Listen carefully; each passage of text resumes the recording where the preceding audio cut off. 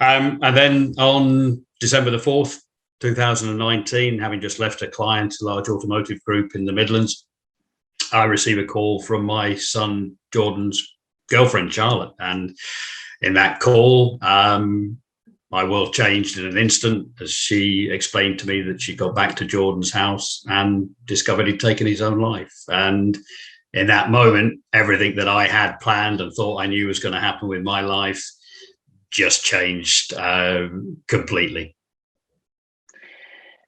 It's, obviously very sorry to hear that. And it's something that unfortunately, and it is very unfortunately, a lot of people are hearing more about now, facing themselves, which is a terrifying concept in itself.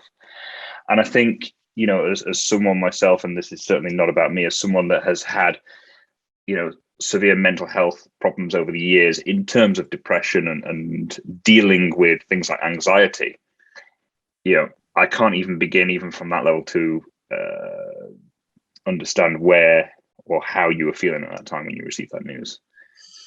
Yeah, I mean, it's I was asked the question the other day, really, and I can go back to that moment because it's documented. I've been very open to a global audience, really, in terms of sharing my story, and I can tell you the conversations, the exact time the call came in, who I phoned in what order, and going back into the offices of the client before even considering making a 3-hour journey back home.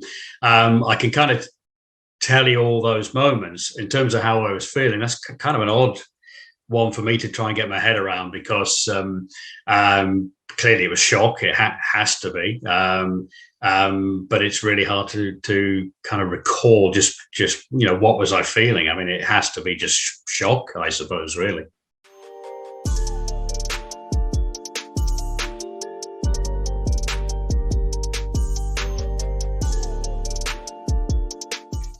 Looking to prevent suicide, but I think the journey has to go way back before this. We don't want people to even get to the crisis situation in the first place.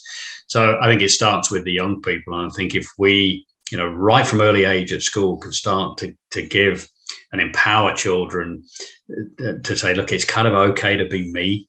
And that's kind of enough. And if I am successful, that's kind of a bonus in life. But to try and instill, some real values in kids about what is important in life instead of this competitive environment that they're in, where it was Dr. Ken Stevenson, I think, who now sadly passed away, the great educator who talked a lot on YouTube, who just said, we're working in a Victorian education system that hasn't changed, and it's all focused on outcomes and achievement. We need to change it. Fundamentally need to change our education system to prepare kids for life, with academic qualifications being part of the process rather than the other way around. And that's I think where we can make the big future differences with kids. I'm speaking to people on a daily basis that are in really challenging situations. In fact, just prior to our call, I've been making a call to the MD of a company, as one of their employees have been in touch with me over the last few days. And I got a message last night that was enough for me to say, right, somebody needs to step in and see if this lad is okay. When I'm seeing a picture of sent to me in a message of 2/3 empty bottle of Jack Daniels and a packet of paracetamol, and this is what's happening. It's we've got the statistics. We know that the one person every 40 seconds takes their life. 800,000 people globally, 6,591 in England and Wales in 2019. Statistics are kind of interesting because you look at them and go, wow, that's awful, or you interpret them however you say. But when you're daily talking to people that are going through this struggle, you think this is an issue, because I'm not talking to someone who's just had a heart attack every day. I'm not talking to someone who's just told me they've got cancer every day, but I am having these conversations. So a lot of people struggling out there at the moment. Some of the architects I spoke to in the lead up to the event said I hadn't even considered that we would design out the ability for suicide. Take a building, take an office block. We have safety catches on windows to stop people accidentally falling out. Okay, so what are we doing to stop people deliberately jumping out? Oh, wow, I hadn't thought about that. So, one of the really exciting developments this year so far is that for that particular layer of our strategy, we have partnered with a lady called Dr. Liz Walder. She's a really eminent architect, has the close ear of the Welsh government where she's based and Westminster. And from recent conversations, it looks like she's very close through the work that we're doing to be able to get a change fundamentally to the building regulations in England and Wales that design out of suicide must be a part of the process. Now, if we just achieve that this year, that would be massive, absolutely massive. I think that's tremendous. And I'm curious where the sort of idea of even approaching architects and builders came from for this, because, what most people won't know or appreciate or even think about day to day are things like that. I had a good friend of mine who ended up in a mental health ward and on suicide watch a few years back. And I remember visiting and being told, well, these things are slanted in a particular way so that they can't do X. This is missing, a particular type of handle or a particular type of, knob or whatever it was to prevent Y. You go, actually, that's really smart. We've just concluded last week, I believe it was, we just concluded at what we call our 7 pillars of wellness. And we've got a HR team, which we refer to as people operations. And it was for 7 weeks, each week a different theme, and each one of those themes every day a different activity. And it was interesting how the desk yoga, the walks around the countryside property on which our offices are based, and the meditation have all become fixed weekly recurring events in the company calendar now, whereby everyone takes part. And that, to me, to have the directors want to get involved in that and sit in the meditation and, put the phone down for the 10 minutes that it takes. And it's not just, the younger ones who maybe want to have a 10-minute break. It is everyone throughout the organization taking part. That, to me, means the world. Yeah, and look, congratulations on that, because I think this is what it's about. It's part of our culture. It's part of what we do now. And I think if companies can get to that level and realize the importance of this, it's I think we've gone beyond the days of meditation and yoga being a pink and fluffy thing to do, which, hippies, did once upon a time. I think we recognize now that things like mindfulness and quiet time are so important. And I remember speaking to in one of the sessions I was running with a large manufacturing company in Europe and talking to their employers and saying, what do you feel needs to change? What are your concerns about a post-COVID world when you go back to work? And one of them said, one of the benefits of having work from home is that I can intensely focus on my work at times and be really productive. But I can also step back. I can go and have kind of lunch in my garden. I can go and sort the washing out, walk the dog, or fit all that in. The challenge when I come back to the office is I'm switched on from the minute I get in there to the end of the day. I can be standing in a lunch queue, just having a thought, and someone will come up to me and say, "Oh, yeah, sorry, buddy, but." And this is a thing that quite often in an office environment we're switched on. So to take those 10 minutes, or at any period of time, or go and have that walk, managers taking a walk with their employees or whatever it would be, and just talking about kind of how you're doing, how are you doing, how are things generally, and taking that care and consideration. We know the stats are there. We know the stats are there for the companies that have a really effective well-being culture in place, that employees are far more productive. And it's really about creating, what this term now has been used a lot, a psychologically safe place to work in. And again, a lot of studies that were done by a professor post the Chernobyl accident many years ago, where the term psychologically safe working came from, was that 31 people died in the Chernobyl accident, but over 4,000 died as a result of the impact of that afterwards.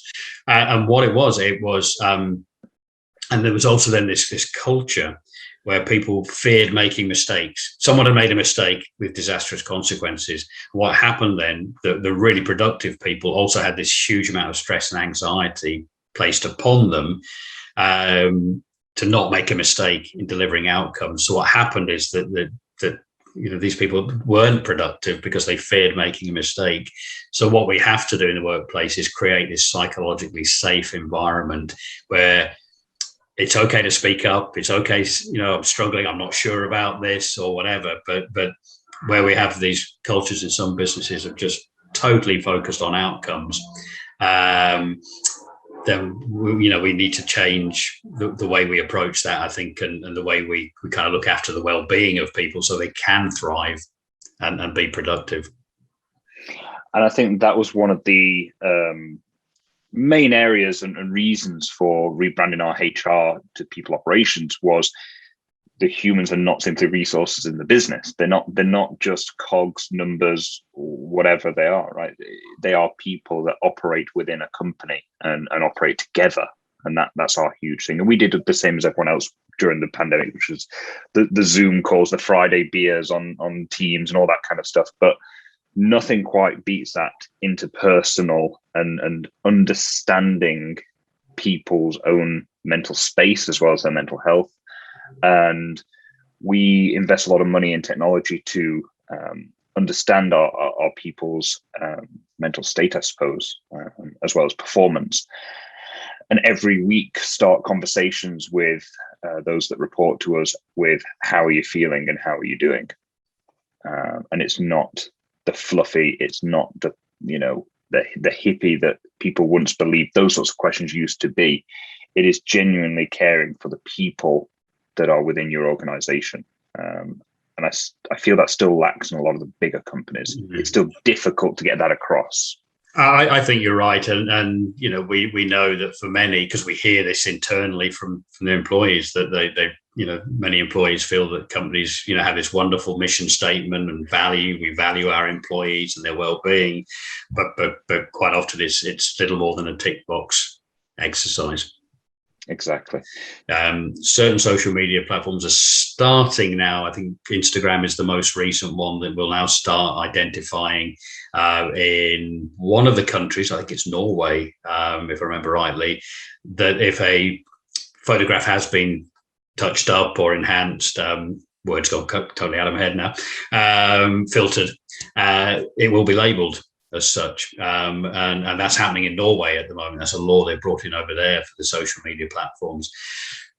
On the other side of the coin, had an example this weekend where we saw a really concerning post from somebody on LinkedIn, quite clearly was signing off. And that prompted an immediate response. This was late Saturday evening. And a number of people, and I've been alerted to it, and a number of other people were, right, what do we do? And in the space of the next hour, somebody managed to find this person's phone number, managed to contact the police in the area, got an incident number, the police went out. And the following day, we discovered she was okay, clearly struggling, was going to get some help. And you think, well, that's the power of networks and social media for good as well. So I had a 22-year-old employee come in to see me about a year ago, broke down in tears, was struggling enormously. And it was related to social media influencing their thought process and patterns. And it was at 22 years old. I don't yet own a sports car. I don't yet own a holiday home, let alone a first home. But I don't own a holiday home. And I'm not traveling the world. And I'm working 9 to 5. And I don't understand why I failed so badly. And proceeded to quit the company. We managed to bring this person back and get them back up. But seeing that what you follow online influences your thought process and your life and your choices and decisions to that degree is terrifying. I agree. And you've just summed up the situation. This is exactly what's happening to so many people right now that I spoke to a 19-year-old young lady who herself has depression. She has antidepressants. She has the additional burden and challenge that she comes from an Asian community where there's a huge amount of stigma. Her father even is questioning her taking the antidepressants. It's not what we do. And she started to talk about the young people, and we had this conversation about their struggles. I said, why, what is it, do you think, that is creating this situation where young people are taking their own lives and really struggling? And she said, it's one word, it's competition. I said, well, just explain that to me. What do you mean? She said, well, take my, I've got a 14-year-old brother. The standards and targets within schools at the moment are beyond what I experienced 5 years ago, she said. So he's under this huge pressure to achieve targets. And if you don't achieve them, you personally have failed already. And then, of course, he's faced with the prospect of going on to university if he gets his exams.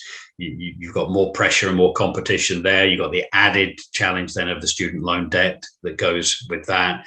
And then the thought, particularly if you're living in a city area such as London, okay, if I leave here, will I get a job, first of all? If I do get a job, will that allow me to buy a house, even get on the housing ladder? If I do get on the housing ladder, will I ever afford a holiday or a nice car?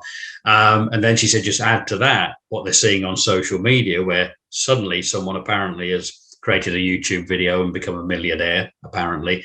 Or they look at this person and go, they've got a better nose than me, a nicer nose, or whatever.